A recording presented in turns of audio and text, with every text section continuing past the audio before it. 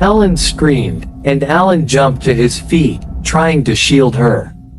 "Stay back," he shouted, but Clove's strength was inhuman. He effortlessly flung Alan aside, sending him crashing into the wall. Helen scrambled backward, her terror paralyzing her. Clove's eyes bore into her, and he reached out with long, bony fingers. Just as he was about to grasp her, a loud noise echoed through the castle, the sound of Charles and Diana banging on the door. "Helen, Alan, are you all right?" Charles shouted, his voice filled with alarm. Clove turned, a snarl escaping his lips, and with a sudden blur of movement, he vanished into the shadows. Alan groaned, trying to sit up, while Helen rushed to the door, flinging it open. Charles and Diana burst in, their faces pale with fear.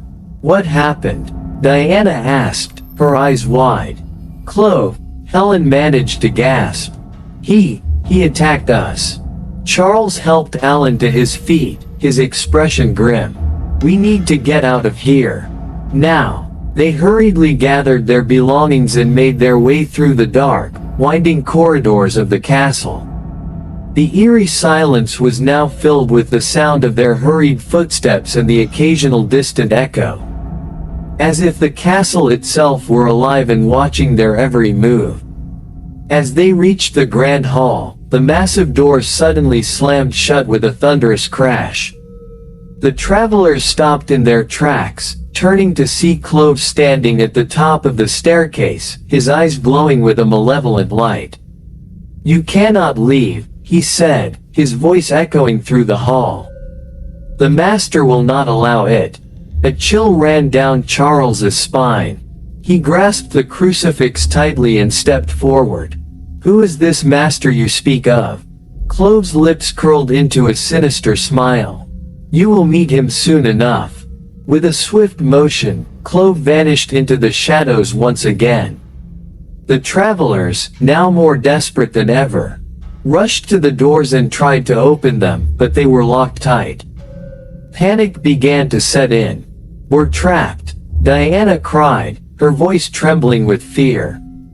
"Not if I can help it," Charles said, determination in his eyes. He examined the lock, hoping to find a way to force it open. But before he could make any progress, the temperature in the hall dropped sharply, and a thick, unnatural mist began to seep in from the corners. The mist swirled and coalesced, taking on a vaguely human form. As it solidified, a tall figure emerged. A man with a commanding presence, dressed in dark, old-fashioned clothes. His skin was deathly pale, and his eyes burned with an unholy light. "Welcome to my home," the figure said, his voice a smooth, hypnotic purr. "I am Count Dracula." The name sent a jolt of terror through the travelers. They had heard the legends, the stories of the vampire lord who preyed on the living. But to see him standing before them was something out of their darkest nightmares. Charles held up the crucifix, his hand shaking. "Stay back." Dracula's gaze flicked to the crucifix, and a faint smile played on his lips. "Do you think that will save you?" Without warning, Dracula lunged forward with supernatural speed, his hand striking the crucifix from Charles's grip. The sacred object clattered to the floor, and Charles stumbled back, his face pale with shock. Alan, still reeling from his earlier encounter with Clove, grabbed a chair and swung it at Dracula. But the vampire lord caught it effortlessly, splintering it with his bare hands. "You were brave," Dracula said, almost amused. "But foolish." Diana and Helen clung to each other, their fear palpable. They could see no way out, no hope of escape. Dracula advanced on them, his eyes gleaming with a predatory hunger. Suddenly, a loud bang echoed through the hall. Father Sandor burst through a side door, a large crucifix in one hand and a gun in the other. "Get away from them, fiend!" Dracula hissed, recoiling from the crucifix's holy power. "You meddle in affairs beyond your understanding, priest." Father Sandor fired his gun, the bullet striking Dracula in the chest. The vampire lord staggered back, snarling in pain. "You cannot kill me so easily," he spat, his eyes blazing with fury. "We need to leave, now," Father Sandor shouted, motioning for the travelers to follow him. With renewed hope, they rushed after the priest, who led them through a hidden passage.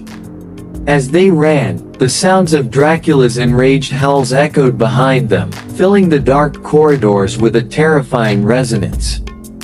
Father Sandor led them through a maze of tunnels and stairways, finally emerging in the open air outside the castle.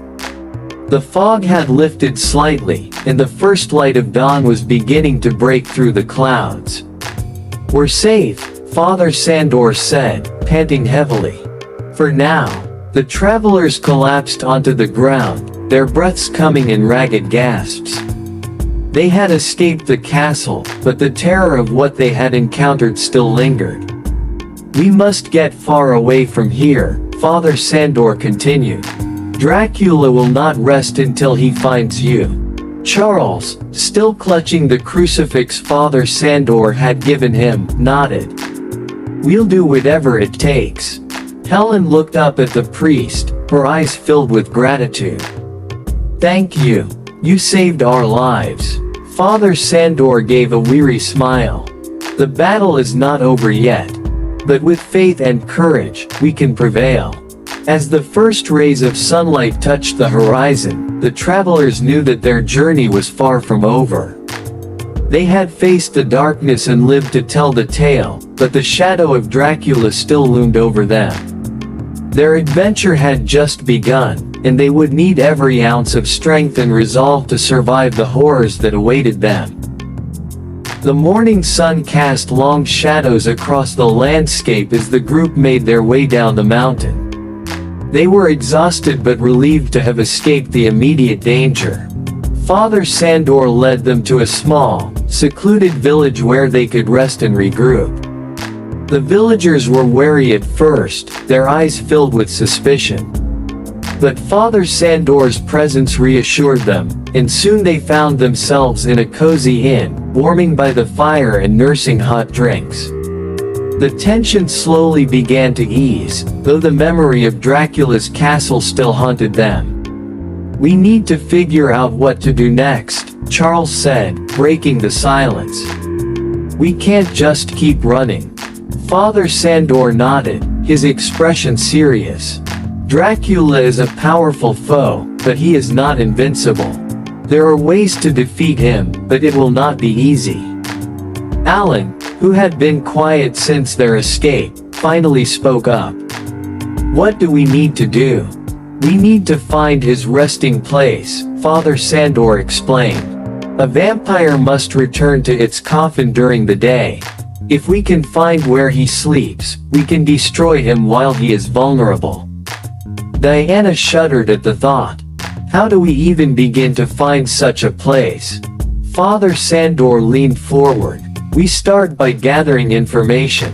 The local lore, old records, anything that can give us a clue. Dracula's influence stretches far and wide, but there are always signs if you know where to look." The group spent the next few days in the village, recovering their strength and gathering what information they could. Father Sandor spoke to the elders, uncovering tales of mysterious disappearances and ancient curses. Charles delved into old books and manuscripts, searching for any mention of Dracula's past. Helen and Diana, meanwhile, visited the local church, seeking solace and strength in prayer.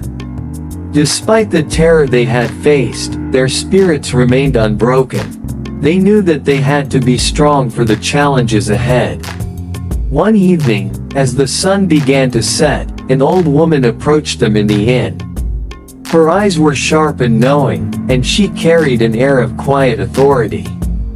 "I hear you are seeking information about the Dark One," she said, her voice a low whisper.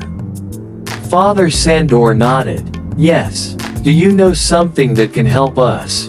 The woman glanced around, as if ensuring no one else could hear. There is an old monastery, deep in the mountains. It is said that the monks there once fought against Dracula. They may have the knowledge you seek. Where is this monastery? Charles asked eagerly. The woman gave them detailed directions, her gaze intense. Be careful. The path is treacherous, and the monastery is guarded by more than just its isolation. With a new lead, the group prepared to set out once more. The villagers provided them with supplies and wished them luck, their faces reflecting a mixture of hope and fear. Father Sandor led them along a narrow, winding trail that cut through the dense forest and up into the rugged mountains. The journey was arduous, the terrain unforgiving. The path grew steeper and more precarious with each step, and the chill in the air bit through their clothes. But they pressed on, driven by determination and the knowledge that they were drawing closer to the answers they sought.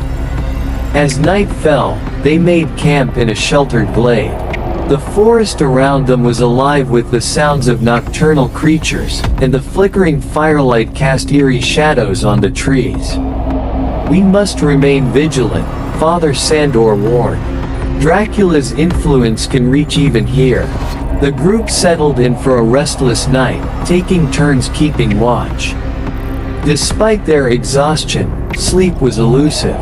The darkness seemed to press in on them, and every rustle in the underbrush set their nerves on edge.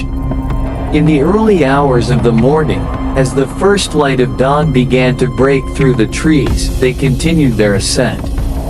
The trail grew narrower and more treacherous, and they had to help each other over the more difficult sections.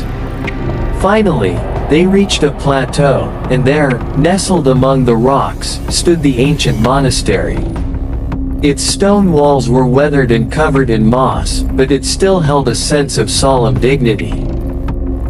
They approached the heavy wooden doors, and Father Sandor knocked. For a long moment, there was no response.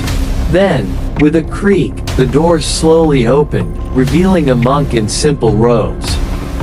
Welcome, the monk said, his voice calm and steady. We have been expecting you. The group exchanged surprised glances but followed the monk inside. The monastery was dimly lit, the air cool and filled with the scent of incense. They were led to a small chamber where the abbot awaited them. Father Sandor, the abbot greeted, his eyes wise and penetrating. You have come seeking knowledge of the Dark One. Yes, Father Sandor replied. We need to know how to defeat Dracula. The abbot nodded. Dracula is a creature of great evil, but he is not without weakness. To destroy him, you must find his coffin and drive a stake through his heart.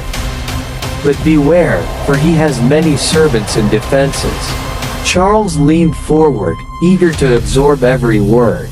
Where can we find his resting place? The abbot's expression grew grave. There is an old chapel, deep within the forest, where Dracula once held dominion. It is there that you will find his coffin. But be warned, the path is fraught with danger, and Dracula will stop at nothing to protect himself.